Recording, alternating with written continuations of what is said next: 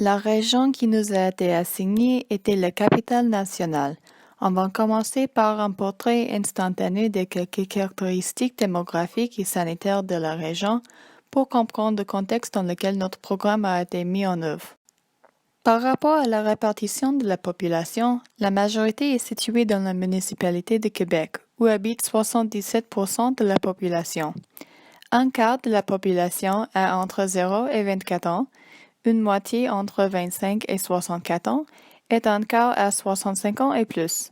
Cette région présente un niveau de scolarisation plus élevé que l'ensemble du Québec, avec moins de 8% de la population sans diplôme et près de 38% avec un diplôme universitaire ou supérieur.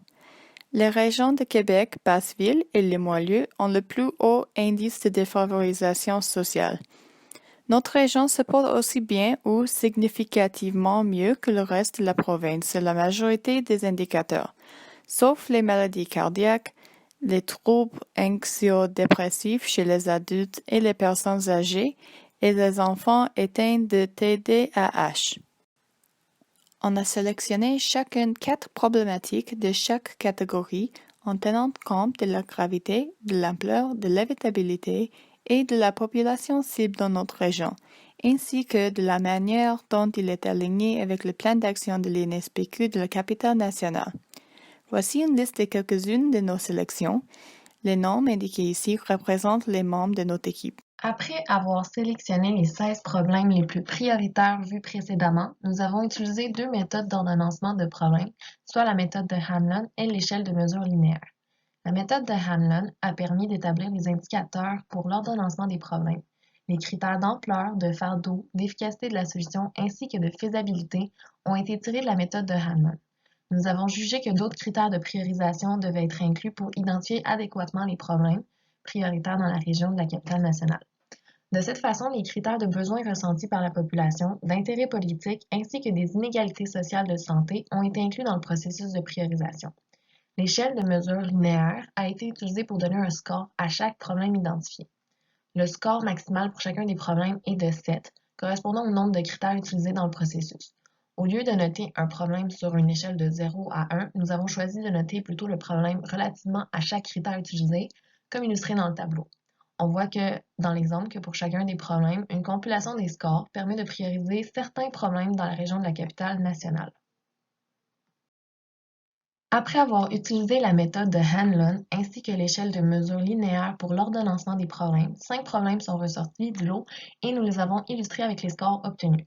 La surdité professionnelle est ressortie puisqu'il s'agit d'un problème à la hausse dans la capitale nationale et qui coûte énormément au gouvernement. Les inégalités sociales de santé sont liées à la surdité professionnelle. Ensuite, l'hépatite C et le VIH sont deux maladies infectieuses qui sont jugées importantes selon les critères utilisés. Les utilisateurs de drogues injectables représentent une population qui est plus à risque de développer ces deux maladies et le fardeau économique et personnel est considérable. Quant au vapotage, il s'agit d'un problème émergent et relativement récent qui touche particulièrement la population adolescente.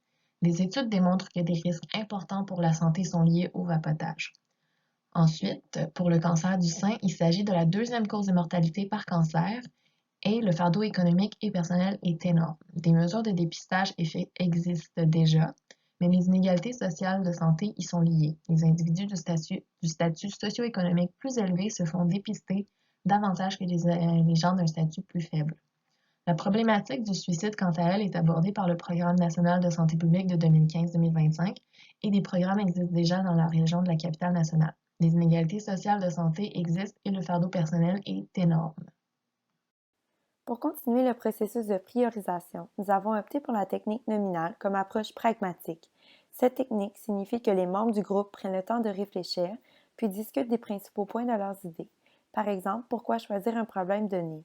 Puis tout le monde vote sur les problématiques les plus importantes jusqu'à ce qu'une décision soit prise. Nous avons modifié cette technique avec l'attribution des points comme présenté à l'étape précédente. Cela nous a aidés à ordonnancer nos problématiques. Au tout début de l'application de la technique nominale, parmi les 16 problèmes, nous avions identifié 5 plus importants. Chaque membre de l'équipe a détaillé les raisons qui font de ce problème une priorité dans la région de la capitale nationale. Ensuite, nous avons débattu à savoir lequel était le plus prioritaire parmi les 5. nous avons éliminé la surdité professionnelle car malheureusement, elle ne se retrouve pas à l'agenda politique, et le cancer du sein car le dépistage est déjà bien connu et plutôt efficace. Finalement, nous avons écarté la problématique du suicide qui avait pourtant obtenu un score de 7 sur 7 sur notre échelle de mesure, puisqu'elle est déjà adressée par plusieurs organismes et interventions dans la région. Notre discussion a donc mené à identifier deux problématiques qui se distinguaient, soit l'hépatite C, VIH et le vapotage. Face à ces deux problématiques intéressantes, nous avons convenu d'arrêter la discussion pour se retrouver plus tard. Pour terminer, nous avons effectué de la recherche et entamé une réflexion individuellement à savoir quelles problématiques étaient davantage pertinentes à la région. Nous avons voté quelques jours plus tard. Nous n'avions pas convenu préalablement une façon de trancher, advenant que les votes étaient égaux. Heureusement, nous n'avons pas eu ce défi. Les votes ont été unanimes. Basés sur les critères technocratiques et pragmatiques identifiés précédemment, nous avons conclu que le vapotage est la problématique la plus importante. La priorité d'action sur le vapotage est élevée, car les déterminants sont connus et les interventions sont efficaces et faisables si nous nous fions à la lutte antitabagique. Le vapotage n'a pas encore été adressé, ainsi il est important de le faire rapidement pour freiner sa popularité. La population ciblée est les jeunes, car ces derniers sont particulièrement vulnérables. Ils sous-estiment les dangers potentiels associés, notamment car ils ne sont pas conscients de la dose de nicotine à laquelle ils s'exposent et parce que les effets à long terme sont encore méconnus. L'expression de ce problème dans notre région nous a permis de réduire davantage notre population. En nous renseignant sur les mesures épidémiologiques, nous avons choisi de cibler les jeunes scolarisés en secondaire dans la région métropolitaine de la capitale nationale. Une enquête réalisée en 2019 nous a permis d'appuyer le fait que cette population est l'une des plus vulnérables. Concrètement, un élève du secondaire sur 4 déclare avoir fumé une e-cigarette dans les 30 derniers jours. Les élèves du secondaire 4 et 5 sont le plus concernés par la problématique, avec des taux de 35% et 39%. En somme, toutes ces données nous ont permis d'appréhender les facteurs favorisant l'apparition du vapotage chez les jeunes.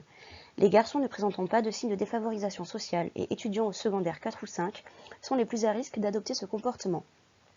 Lorsque l'on regarde le taux de ces jeunes se pensant en mauvaise santé mentale, il semble pertinent de penser que l'usage de la e-cigarette peut être, dans certains cas, une expression indirecte d'un malaise. Aussi, l'usage de la e-cigarette est un comportement en forte augmentation. Le nombre de jeunes ayant déclaré avoir fumé dans les 30 derniers jours a presque doublé en 3 ans. Ce phénomène est d'autant plus inquiétant que nous avons appris que les élèves qui vapotent régulièrement ont 2 fois plus de risques de se mettre à fumer du tabac par la suite. Bien qu'actuellement les répercussions sanitaires de la e-cigarette ne sont pas scientifiquement certaines, les effets nocifs du tabac, eux, sont connus. Il nous a donc semblé essentiel à ce stade de notre travail de poursuivre notre volonté de vouloir réaliser une intervention autour de cette problématique. Lorsque nous avons travaillé sur chacun de nos déterminants individuellement, nous avons réalisé que nous présentions toutes des partenariats communs et avons donc choisi de les présenter ici. D'un point de vue macro, nous avons pensé qu'il serait judicieux d'utiliser un soutien fédéral et régional. Pour la réalisation d'une intervention, nous pourrions nous aider des recommandations et des guides de Santé Canada et du ministère de la Santé et des Services sociaux du Québec. En plus d'un appui théorique, nous pourrions également les solliciter pour demander un soutien financier. Aussi, l'INSPQ et la Direction de santé publique de la capitale nationale nous ont semblé être des acteurs majeurs. Au-delà de l'appui théorique et financier, ces deux instances ont une expertise de terrain plus ciblée et pourraient être d'une aide précieuse nécessaire en planification. Enfin, il faudrait que nous puissions compter sur les adolescents et leur entourage. Pour pouvoir établir une intervention efficace, il est nécessaire que la population cible soit apte à recevoir le message. Pour ce faire, nous devrons nous assurer qu'ils comprennent leur intérêt et qu'ils soient favorables à notre action. Pour agir sur la problématique du vapotage auprès des jeunes de la capitale nationale, nous avons identifié certains déterminants qui ont un effet important sur l'initiation et l'usage de la cigarette électronique. En premier lieu, les compétences sociales et personnelles des adolescents ont un impact sur l'usage des produits du vapotage. L'enquête effectuée dans la région entre 2018 et 2019 a montré que les jeunes percevant que leur santé mentale est mauvaise utilisent davantage les cigarettes électroniques. On peut le voir dans ce graphique qui est tiré de l'enquête. Pour agir sur cette problématique émergente, les actions à prendre sont tirées du cadre de référence équipe. Il s'agit d'une référence en promotion et prévention de la santé en milieu scolaire.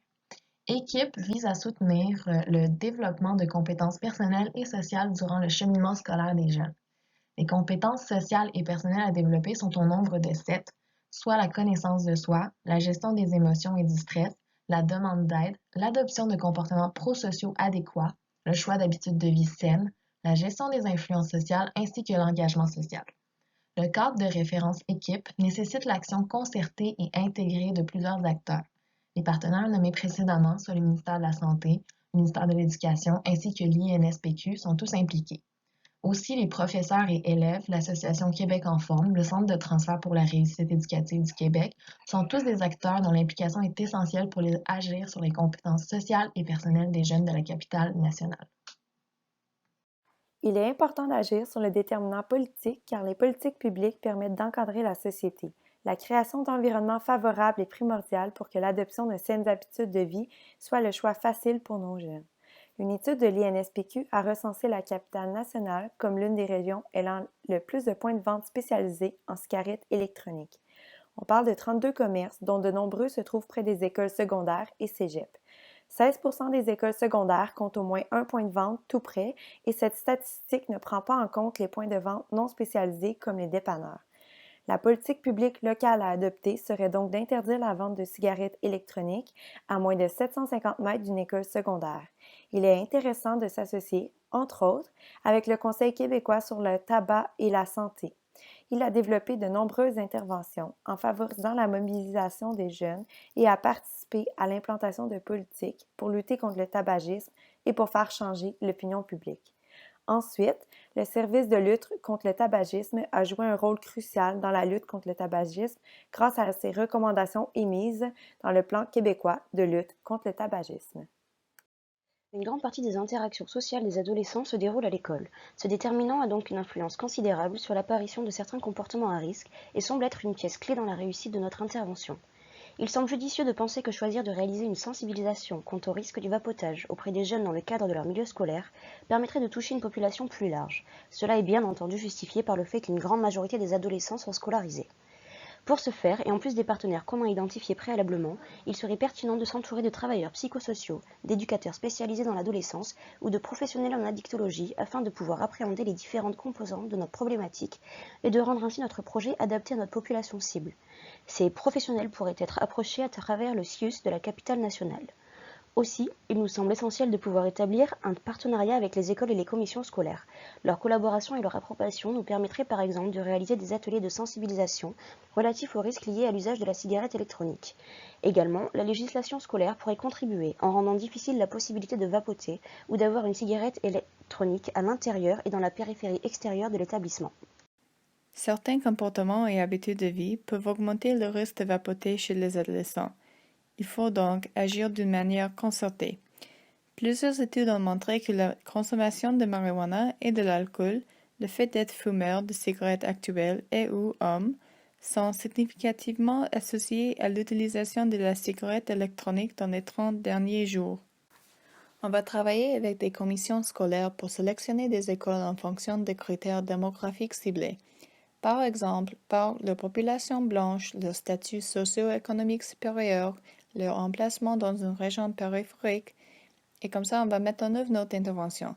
La stratégie intégrée de prévention de toxicomanie développée par le Centre de toxicomanie du Québec, avec une modification pour décourager le vapotage.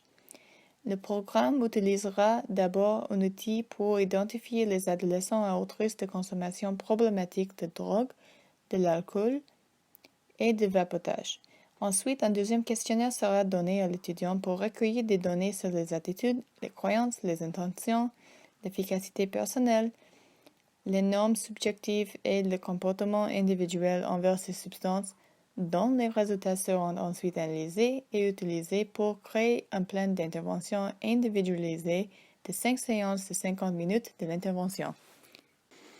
Cette intervention individualisée intègre des principes cognito-comportementaux et motivationnels pour créer une dissonance cognitive envers les comportements et les croyances à risque, pour restructurer les croyances et pour créer une stratégie de changement personnalisée et renforcer les croyances protectrices.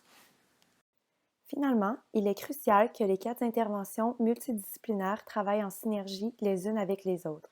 D'abord, nos interventions sont liées entre elles puisqu'elles visent le milieu scolaire pour avoir un impact significatif chez les jeunes. Ensuite, elles ont le même but, soit d'encadrer les jeunes pour qu'ils aient les connaissances, les attitudes et les environnements favorables à l'adoption du choix de ne pas vapoter. Finalement, nos interventions permettent de se renforcer entre elles pour ainsi multiplier l'effet que le programme aura. Par exemple, le renforcement des compétences sociales et personnelles permet également de renforcer les saines habitudes de vie.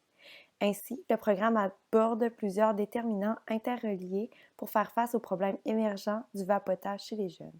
Et voilà, merci de votre écoute. Avez-vous des questions?